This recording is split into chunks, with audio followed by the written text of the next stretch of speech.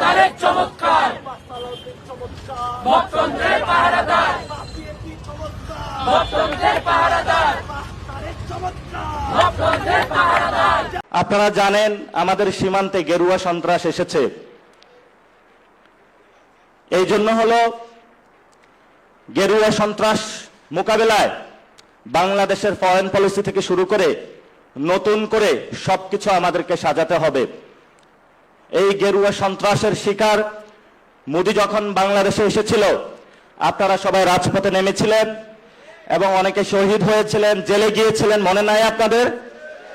সেই ভাইয়ের কথা যদি মনে থাকে, রক্তের উপরে দাঁড়িয়ে হলো যদি বাংলাদেশে কোনো গেরুয়া সন্ত্রাসের একটু ছুটেফোঁটা আসার চেষ্টা করা হয়, আমরা রক্ত দিয়ে ইনশাআল্লাহ প্রতিরোধ করব তাদেরকে। বিএনপি সবাইকে পরিবর্তন করতে চায় কিন্তু নিজেকে পরিবর্তন করতে চায় না। সবাইকে লাল করছে কিন্তু নিজে লাল চশমা পড়ছে না। তো সুতরাং আপনি যদি নিজে লাল চশমাটা পরেন, দেখেন আমাদের সবচেয়ে বড় গাদ্দারি করেছে কে জানেন? আমি আজকে আপনারা এখানে এই জাতির বিবেক সাংবাদিক যারা আছেন, আমাদের সাথে গাদ্দারি করেছে যারা জুলাইয়ের সময় রাজপথে ছিল না, তারা সবচেয়ে বেশি গাদ্দারি করেছে আমাদের সাথে। যারা রাজপথে, আমি নিজে রাজপথে ছিলাম, আমাকে ডিবি হারুন গ্রেপ্তার করেছে শুধুমাত্র আইনি সহযোগিতা দেওয়ার কারণে। অথচ যারা ছিল না, দেখেন 1971 সালে 70-এর নির্বাচন, আমরা জানি 70-এর নির্বাচন ছিল জনগণের ম্যান্ডেটকে অস্বীকার করার কারণে 71-এ স্বাধীনতা যুদ্ধ হয়েছে। এবং স্বাধীনতা যুদ্ধের সময় বলা হয়ে থাকে শেখ মুজিবুর রহমান ছিলেন না যুদ্ধে, সরাসরি ছিলেন না, এজন্য পরবর্তীতে উনি বাকশাল কায়েম করেছেন।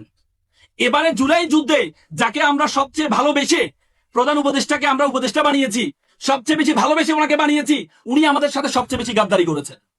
আজকে যে প্রধান উপদেষ্টা উনি যদি রাজপথে থাকতেন, উনি আমাদের এই শহীদ পরিবারদের রক্তগুলো যদি উনি সরাসরি দেখতেন, তাহলে উনি কখনো গাদ্দারি করতেন না। উনি গাদ্দারি কোন দিন করেছে জানেন? গাদ্দারি করেছেন যখন বারবার বলা হয়েছিল গণভোটটা আগে হোক। কারণ বিএনপির ইতিহাস আমরা সকলেই জানি, 91-তে 3 জোটের যে রূপরেখা হয়েছিল, সে রূপরেখা ক্ষমতা আসার পর অস্বীকার করেছিল বিএনপি। সে রূপরেখা অস্বীকার করেছে, বিএনপির ইতিহাস আমরা জানি। কিন্তু বারবার বলা হয়েছে গণভোটটা আগে হোক, বিএনপি বলছে না, একই দিনে হোক। এবং কি যেদিন লন্ডনে থেকে নির্বাচনের ঘোষণা করা হয়েছে আমাদের প্রধান উপদেষ্টা, সেদিনে আমরা বুঝতে পেরেছি যে সবকিছু কি সেটেল হয়ে গিয়েছে। বাংলাদেশে জাতির পিতা বলে কিছু থাকা যাবে না। আগে যারা ছিল তাদের জাতির পিতা ছিল শেখ মুজিবুর রহমান। আপনারা আসবেন, আপনারা এসে বলবেন জাতির পিতা জিয়াউর রহমান, এটা চলবে না। 1947 নাই মানে এই দেশে মুসলমানদের 190 বছরের ব্রিটিশ বিরোধী আন্দোলনের কোনো স্বীকৃতি নাই। বাংলাদেশ 1971-এ শুরু হয়নি, ওটা ডাহা মিথ্যা কথা। বাংলাদেশের নিজের সংস্কৃতি, কৃষ্টি, কালচার প্রমোট করতে হবে, যেটা উসমান হাদি বলেছে কালচারাল ফ্যাসিজমের বিরুদ্ধে আমাদেরকে লড়াই করতে হবে, যে কারণে তাকে জীবনও দিয়ে দিতে হলো। ভারতীয় আধিপত্যের কালচারাল হেজিমনি, তার যতগুলো চিহ্ন আছে তার মধ্যে একটা বড় চিহ্ন হচ্ছে রবীন্দ্রনাথ ঠাকুরের শিরকি জাতীয় সঙ্গীত। এই জাতীয় সঙ্গীত বাদ দিয়ে দিতে হবে। আসসালামু আলাইকুম রহমতুল্লাহ। নতুন একটি ভিডিওতে আপনাকে স্বাগতম। দর্শক, খুবই গুরুত্বপূর্ণ কিছু ভিডিও নিয়ে আজকে আমি আপনাদের সামনে উপস্থিত হয়েছি, যার শুরু অংশগুলো দেখে আপনারা অলরেডি বুঝতে পেরেছেন আজকের ভিডিওগুলো কতটা গুরুত্বপূর্ণ ও তথ্যবহুল হতে চলেছে। তা দর্শক, অনুরোধ থাকবে ভিডিওটি না টেনে শুরু থেকে শেষ পর্যন্ত মনোযোগ সহকারে দেখতে থাকুন, তাহলেই ভিডিওর মূল রহস্যগুলো জানতে পারবেন, বুঝতে পারবেন। দর্শক চলুন ভিডিওগুলো দেখে আসি। তবে তার আগে বলবো, যারা এখনো আমাদের চ্যানেলটি সাবস্ক্রাইব করেননি, তারা আমাদের চ্যানেলটি সাবস্ক্রাইব করে পাশে থাকা বেল আইকন বাটনটি বাজিয়ে দিবেন। এবং ইতিমধ্যে যারা আমাদের চ্যানেলটি সাবস্ক্রাইব করেছেন তাদেরকে অসংখ্য অসংখ্য ধন্যবাদ। দর্শক চলুন কথা না বাড়িয়ে ভিডিওগুলো ধারাবাহিকভাবে দেখে আসি।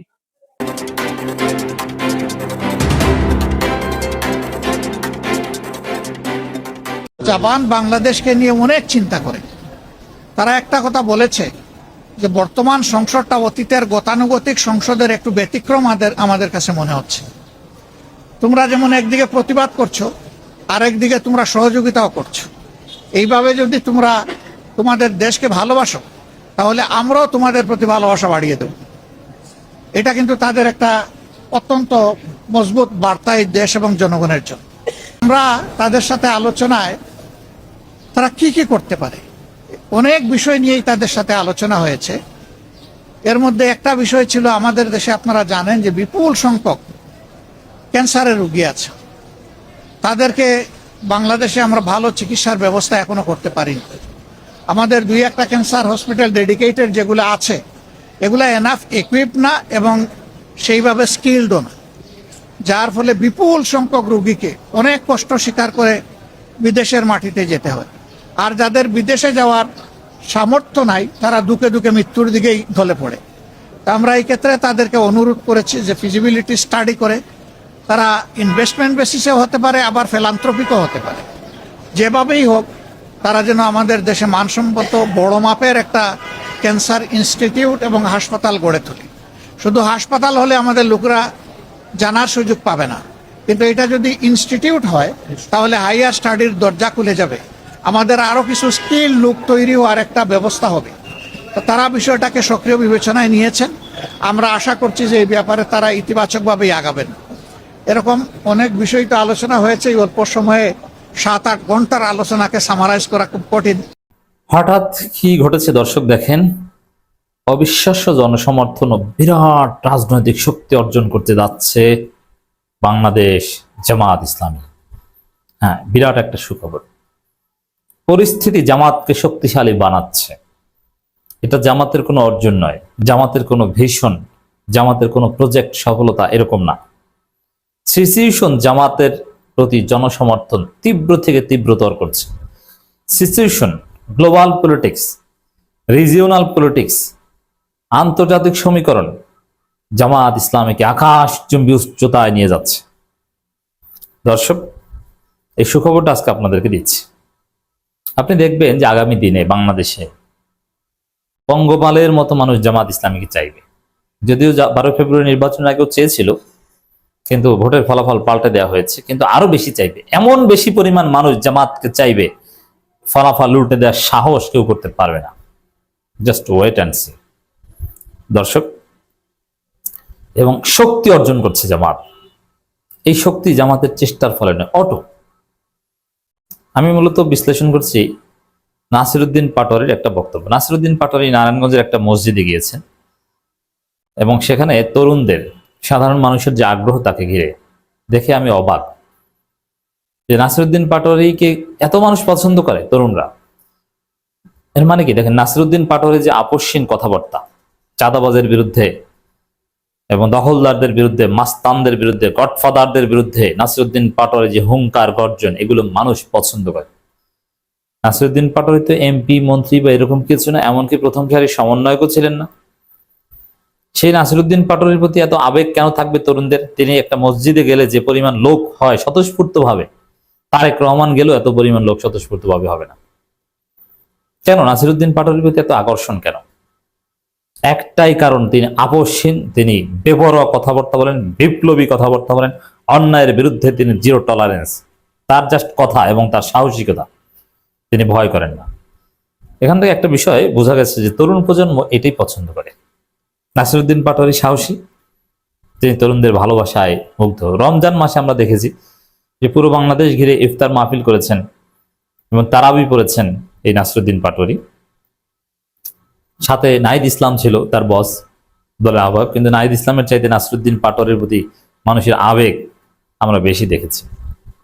তো দর্শক, এই নাসিরউদ্দিন পাটোয়ারি বলেছেন, পশ্চিমবঙ্গে বিজেপির জয়, ভারতের গেরুয়া পতাকা বাংলাদেশের কাছে এসে গেছে। It's very significant discussion. এই আলোচনা আমাদের তোলা দরকার। ভারতের গেরুয়া পতাকা বাংলাদেশের কাছে এসে গেছে।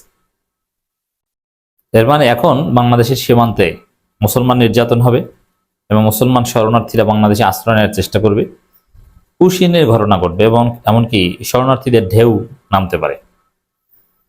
দর্শক, এই পরিস্থিতিতে বাংলাদেশের জন্য এটা উদ্বেগের। যেহেতু বাংলাদেশের কাছে চলে এসেছে, বাংলাদেশকে এই বিষয়ে সজাগ হতে হবে। এই গেরুয়াদেরকে সাইজ করার জন্য বাংলাদেশকে প্রস্তুতি নিতে হবে। কারণ এটা কিভাবে করা যায়? এই যে পশ্চিমবঙ্গের যে গেরুয়া পতাকাধারীরা, আরএসএস, বিজেপি, ওরা কিন্তু নোংরা। ওদের মধ্যে সভ্যতা ভব্যতা নেই, ওদের মধ্যে কোনো সহনশীলতা নেই। আপনি দেখেছেন যে মসজিদের ভিতরে ঢুকে মুসলমানদের ডিস্টার্ব করে, নামাজ পড়ে মুসলমান, সেখানে ওরা বাজি বাজায়, বাঁশি বাজায়। গরুর গোস্তের দোকান বুলডোজার দিয়ে ভেঙে ফেলে, মুসলমানদের বাড়িঘর বুলডোজার দিয়ে ভেঙে ফেলে। কোন সভ্য মানুষ, আমরা যারা একটু ইউরোপ আমেরিকা চলাফেরা করি, এই আধুনিক যুগে এটা কেউ কল্পনা করতে পারেন যে ভিন্ন ধর্মের উপাসনালয় ভেঙে ফেলবেন, তার উপাসনায় আপনি ডিস্টার্ব করবেন ভিতরে ঢুকে? মুসলমানদের মসজিদে আপনি জুতা পায়ে দিয়ে আপনার ধর্মীয় বিভিন্ন অনুষঙ্গ নিয়ে আপনি ঢুকে বিশৃঙ্খলা সৃষ্টি হয়, এটা পৃথিবীর কোনো দেশে এটা অকল্পনীয়। আপনি ইউরোপের যে কোনো দেশে যান, মসজিদের প্রতি তাদের যে সম্মান, তারা খ্রিস্টান, বাট মসজিদের প্রতি তাদের অসম্ভব সম্মান। এটা আমি দেখেছি শুধু ইহুদিদের ক্ষেত্রে। ইসরায়েলিরা তারা এগুলো সম্মান করে না, তারা মসজিদের ভিতর জুতা টুতা নিয়ে ঢুকে গুলি করে ধরে নেয়। এছাড়া খ্রিস্টান বলেন আর ইউরোপ, আমেরিকা, সারা পৃথিবীতে মসজিদকে যথেষ্ট সম্মান করা হয়। আর এই গেরুয়া সন্ত্রাসীরা, তো এটা আমাদের জন্য ডেফিনেটলি উদ্বেগজনক। এই অসভ্য বর্বর একটা গোষ্ঠী ক্ষমতায় এসেছে।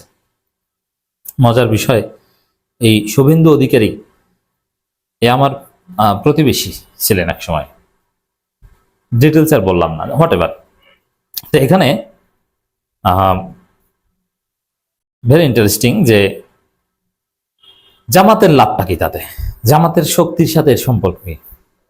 হ্যাঁ, ভারতে যত মুসলিম নির্যাতন হবে, বাংলাদেশের বর্ডারে ওরা যত বিশৃঙ্খলা সৃষ্টি করবে, জামাতের জনসমর্থন অটোমেটিক্যালি তত বাড়বে, জামাতের শক্তি অটোমেটিক্যালি তত বাড়বে। দলিল, আচ্ছা সাতক্ষীরা জামাত এত শক্তিশালী কেন? বাংলাদেশের সাথে ভারতের বর্ডার যেখানেই আছে, যেখানেই ঝামেলা, সেখানেই জামাত শক্তিশালী। যেসব বর্ডারে ভারত বেশি পরিমাণ বর্ডার কিলিং ঘটায়, সেই সব জায়গায় জামাত শক্তিশালী। কারণটা কি? কারণ এই গেরুয়া পতাকা নিঃশ্বাস যখন বাংলাদেশের ভূখণ্ডের উপর পড়ে, তখন বাংলাদেশের জনগণ আরো জোরালোভাবে চিন্তা করবে এদেশের স্বাধীনতা সার্বভৌমত্ব এই গেরুয়া সন্ত্রাসীদের হাত থেকে বাংলাদেশকে এবং ভারতের মুসলমানদেরকে রক্ষার জন্য জামাত ইসলামকে শক্তিশালী করা দরকার। এজন্যই সাতক্ষীরা সব আসন জামাত পায়, চাঁপাইনবাবগঞ্জের আসন জামাত পায়, এবং চুয়াডাঙ্গার আসন জামাত পায়, মেহেরপুরের আসন জামাত পায়, বর্ডারের আসনগুলো সব জামাত পায়। কেন? যে বর্ডারে ভারতের এই সন্ত্রাসী দেখে মানুষ জামাতকে ফিল করে, কারণ জামাত হচ্ছে ভারতের আধিপত্যবাদের বিরুদ্ধে একমাত্র প্রতীক, একমাত্র কার্যকর শক্তি।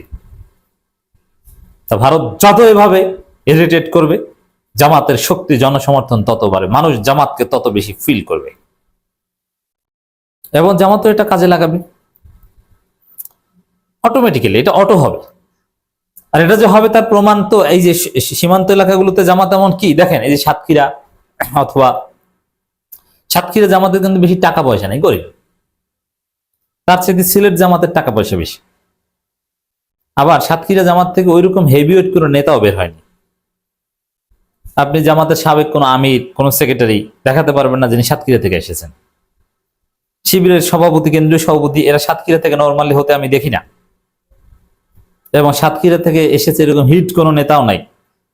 ভদ্র নেতা আছে, কিন্তু এরকম আলোচিত এক্সেপশনাল কেউ নাই, ক্যারিশমেটিক কেউ নাই, শিশির মনির নাই কোনো। সাতক্ষীরা থেকে এরকম কেউ আসে নাই। শফিকুল ইসলাম মাসুদ আসে নাই সাতক্ষীরা থেকে, কিন্তু সেই সাতক্ষীরার প্রত্যেকটা ঘরে ঘরে জামাত। সাতক্ষীরা জামাতের যে শক্তি, এত শক্তি কারণে কোনো সাংগঠনিক মেকানিজম দিয়ে এত শক্তি অর্জন করা সম্ভব নয়। ওটাই ভারতের নির্যাতনের ফলে, ভারতের কার্যক্রম দেখে বর্ডারের মানুষ অটোমেটিক্যালি জামাতকে চায়।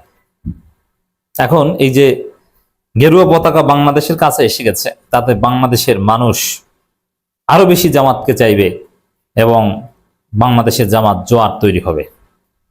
এটা বাস্তবতা, এটাই হচ্ছে সুখবর। এবং এর পিছনে আরো অনেক দলিল আছে, আরো অনেক যুক্তি আছে, আমি সেটা এই আলোচনার মধ্যে দিচ্ছি না, অন্য কোনো আলোচনা এটা আনবো। যে বর্ডারে যদি এরকম কোনো ঘটনা ঘটায়, তাহলে কোন কারণে কোন রাজনৈতিক শক্তির উত্থান হয়, এরকম অনেক হিসাব নিকেশ, সব মিলিয়ে জামাত এক মহা উত্থানের মুখে।